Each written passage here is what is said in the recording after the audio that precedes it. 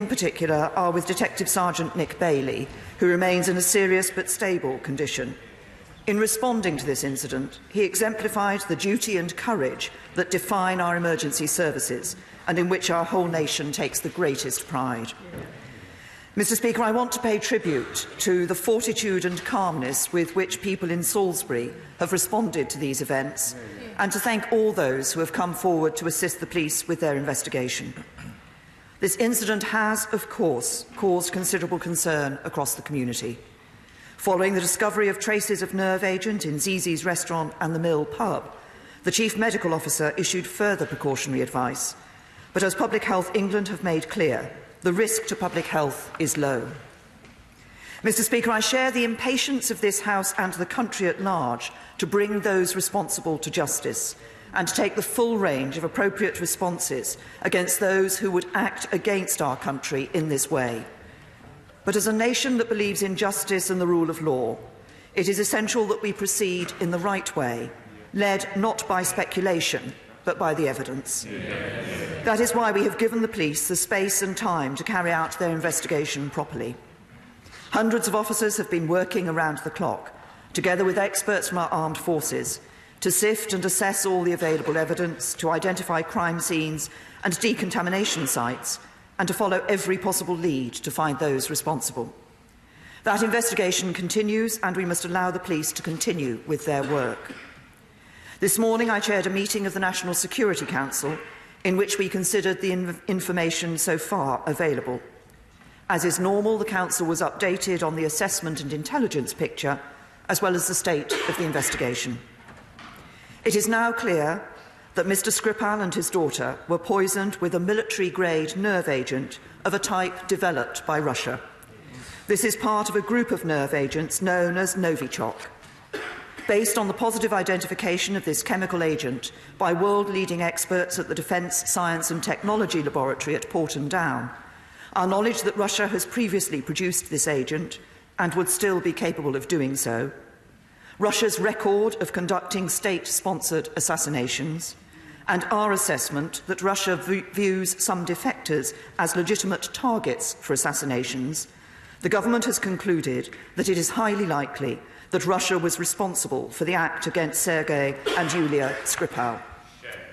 Mr. Speaker, there are therefore only two plausible explanations for what happened in Salisbury on the 4th of March.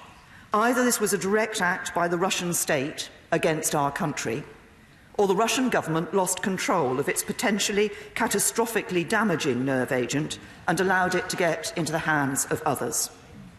This afternoon, my right honourable friend, the Foreign Secretary, has summoned the Russian ambassador to the Foreign and Commonwealth Office and asked him to explain which of these two possibilities it is, and therefore to account for how this Russian-produced nerve agent could have been deployed in Salisbury against Mr. Skripal and his daughter. My right honourable friend has stated to the ambassador that the Russian Federation must immediately provide full and complete disclosure of the Novichok programme to the Organisation for the Prohibition of Chemical Weapons, and he has requested the Russian government's response by the end of tomorrow.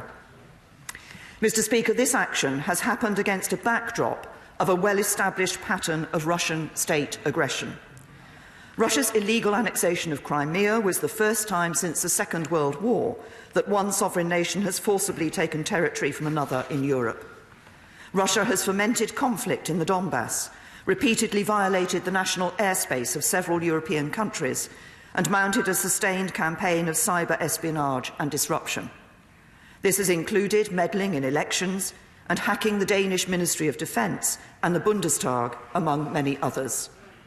During his recent State of the Union address, President Putin showed video graphics of missile launches, flight trajectories and explosions, including the modelling of attacks on the United States, with a series of warheads impacting in Florida.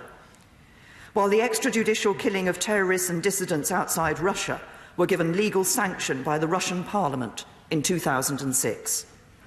And of course, Russia used radiological substances in its barbaric assault on Mr. Litvinenko. We saw promises to assist the investigation then, but they resulted in denial and obfuscation, and the stifling of due process and the rule of law. Mr. Speaker, following Mr. Litvinenko's death, we expelled Russian diplomats, suspended security cooperation, broke off bilateral plans on visas, froze the assets of the suspects and put them on international extradition lists, and these measures remain in place. Furthermore, our commitment to collective defence and security through NATO remains as strong as ever in the face of Russian behaviour.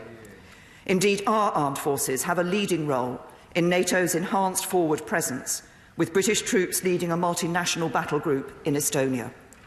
We have led the way in securing tough sanctions against the Russian economy, and we have at all stages worked closely with our allies, and we will continue to do so. We must now stand ready to take much more extensive measures. Mr. Speaker, on Wednesday we will consider in detail the response from the Russian state. Should there be no credible response, we will conclude that this action amounts to an unlawful use of force by the Russian state against the United Kingdom. And I will come back to this House and set out the full range of measures that we will take in response. Mr. Speaker, this attempted murder using a weapons-grade nerve agent in a British town was not just a crime against the Skripals. It was an indiscriminate and reckless act against the United Kingdom, putting the lives of innocent civilians at risk. And we will not tolerate such a brazen attempt to murder innocent civilians on our soil. I commend this statement to the House.